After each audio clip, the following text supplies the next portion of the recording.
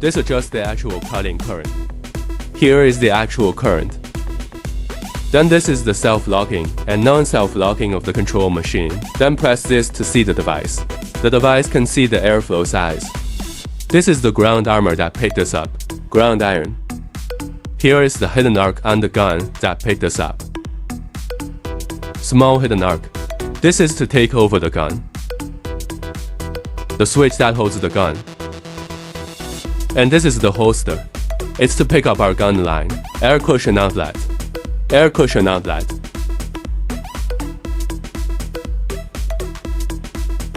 This is the place to pick up our 380 or 220 static electricity. And this is the power switch. Here is our air valve. Pull it up. Press the plus or minus sign above. Plus minus sign. Adjust the air pressure. There is a plus or minus sign. Then press it back for him after adjusting it. Then this shows the actual air pressure.